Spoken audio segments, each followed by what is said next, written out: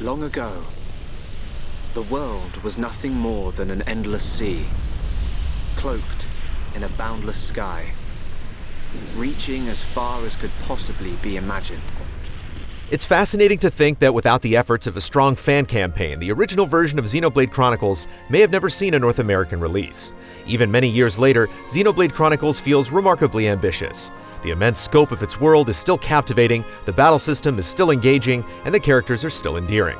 With the definitive edition, Xenoblade gets more than a facelift. A number of individually small changes add up to a significantly smoother experience.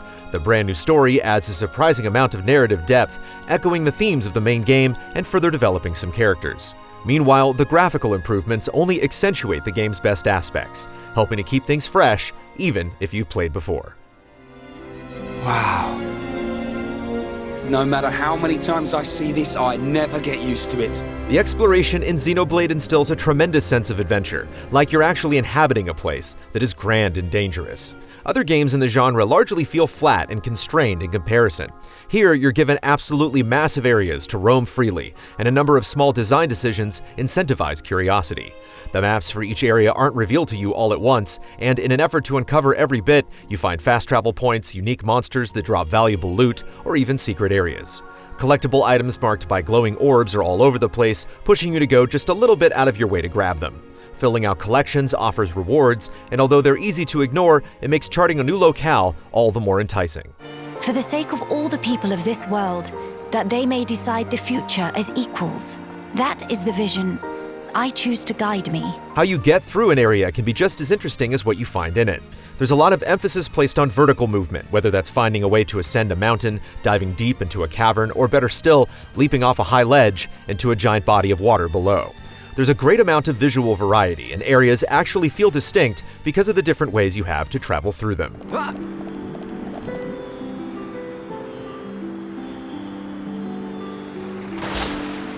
Of course, navigating these places would mean little if there weren't obstacles in the way, and this is another aspect that Xenoblade excels in. The composition and placement of enemies can make combat unpredictable. Sometimes that means strolling around only to bump into a massive beast that's dozens of levels above you. With such high threats scattered about, how you engage in combat is important. You don't want to get into a scuffle only to have some outside menace or a large group suddenly jump into the fray. Isolating enemies and carefully selecting fights is key to moving forward. Where you're fighting can be just as crucial, and not paying attention may mean falling to your death. The actual mechanics underpinning combat are for the most part smartly constructed, not only giving players plenty of choice, but actually offering challenges that demand experimentation and a competent understanding of how everything works. There's a lot the player has to consider, and learning every element takes time. Certain abilities require you to be in a specific position, such as in front of or behind an enemy to get the full effect.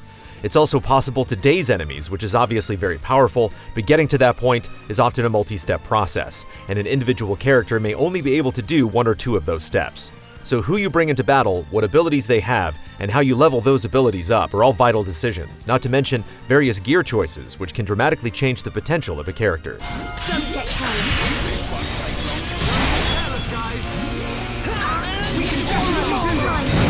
Although you can only directly control one party member at a time, each member of the cast is notably different, so taking time to switch out who you're playing as can really change how things feel. Shulk is probably the most basic of the bunch, a well-rounded character capable of doing significant damage, party buffs, and even some healing.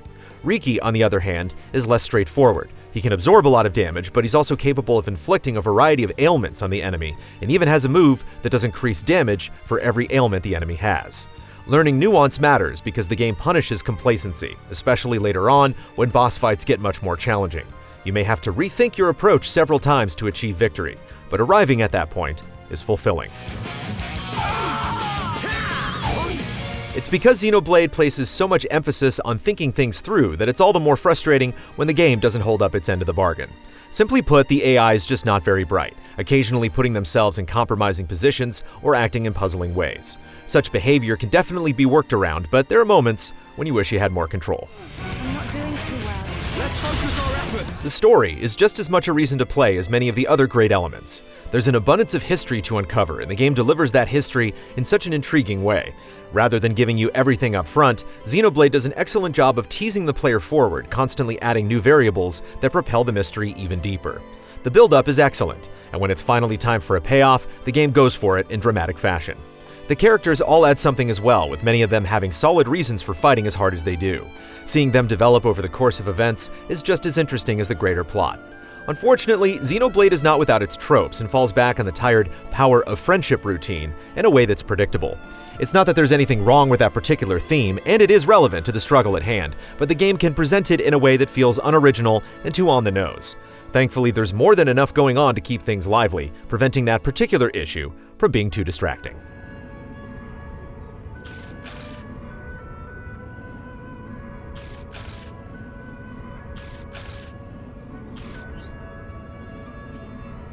The side quests in Xenoblade don't have the same sort of saving grace. While they can be useful by sometimes granting worthwhile rewards and providing another reason to explore, the actual act of doing them is rarely exciting. So many of the quests, and there are a ton of them, amount to collecting or killing a small number of things. They quickly bleed together because of how similar they feel. It's a shame because some of them have interesting narrative setups, but it's not executed well enough to really punch through the tedium. Making matters worse is the fact that your characters will repeat the same lines in acceptance of a quest, adding to the monotony. However, side quests are an area where the Definitive Edition steps up in a major way, and is part of the reason it feels like a strictly better experience. You can now easily see side quest objectives on the map, making them much quicker to complete. It doesn't sound like a lot, but this single change takes away a good deal of hassle. But I have to do it. I will change the future. Other changes, both big and small in the Definitive Edition, also enhance the game considerably. Xenoblade already had an incredible soundtrack filled with genuinely stirring music, and the remastered versions of songs add even greater weight. In general, the new recordings sound much fuller, making them even more attention-grabbing without feeling overdone. Visually, there's a sharp upgrade as well. Environments don't look as flat as before, but the most obvious changes apply to character models. Faces and animations appear far more expressive and convincing than before, which can add a lot to emotional scenes. Technically, the Definitive Edition isn't quite up to par though, and while the frame rate is largely stable, a low resolution can cause everything to look a little blurry. Up-close cutscenes and the like are fine, but when you're in larger areas with more happening, the problem is certainly noticeable. Everything's fine. You're gonna be... Get your hands off me! Ah! Hey, watch it! Time trials are another minor extra that you're free to take up at your leisure. Challenges either allow you to form your own party or ask you to complete them with a specific group. It's a great way to break out of your combat comfort zone and get more familiar with the other characters. Combat in general can take time to get a handle on, and it's appreciated that the Definitive Edition has both casual and expert modes to allow players to tweak things in a way they're comfortable with. Alrighty. Time to rumble. One of the biggest reasons to dive into this version is the extra story added that narratively takes place after the main game. The route the story chooses to go is very well thought out, and while it's not vital to appreciating the main game's adventure, it does make everything more well-rounded. It focuses on specific characters, and the extra attention makes them even more significant. The problems presented feel grounded in a surprising way. Without giving too much away, the plot deals with a world in a time of uncertainty, and that uncertainty leads to divisiveness and tension.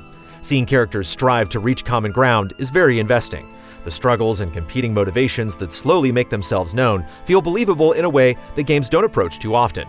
While the gameplay is very similar to the main game with a few notable changes, it's worth playing through for the story alone, if you're attached to the world at all. From what I gather, you're from the Imperial Guard.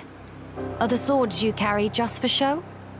Taking a sword to it is folly. It laughs at our attacks. It's like hacking at smoke. Blows pass clean through it. Must be Ghost. Ghost not shoot beams, dum-dum. Xenoblade Chronicles is a landmark title, and at the very least, this Definitive Edition only adds credence to that claim. While there are undoubtedly aspects that weren't great originally and are still not great here, such as the copious side quests, it's hard to deny the overwhelming amount of things the game knocks out of the park.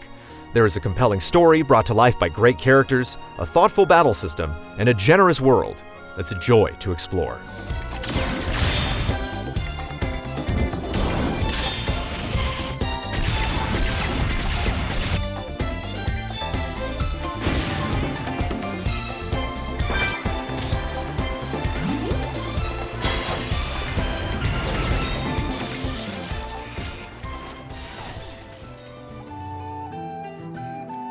Easy Allies reviews are made possible by generous viewers just like you.